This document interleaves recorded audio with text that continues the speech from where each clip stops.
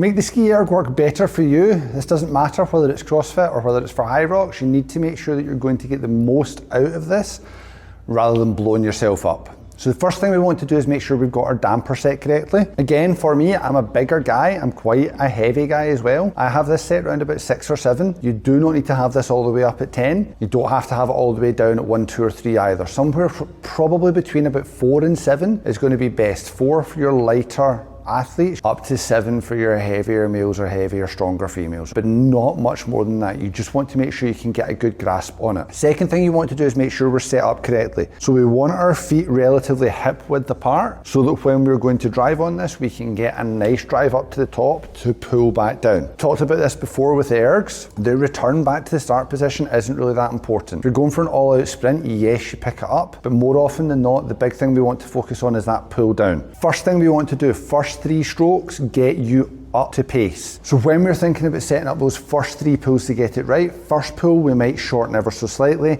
second pull's a wee bit longer, third pull's our first big full pull. Okay, so it looks like this. First pull, come in, wee bit shorter, bigger pull, biggest pull at the end. Within those 3 strokes, I've managed to get that ski erg up to over 1,000 calories an hour, which is where I would be settling into my pace. From that, we need to find a nice cadence to work at. How I like to think about doing it is that as I come back up onto my toes, to press up onto the toes, open up, scoop the shoulders over, pull the hips down, and then drive through with the arms, okay? So once I get up to pace, it's up onto the toes, and through, up, body down, arms through, body down, arms through.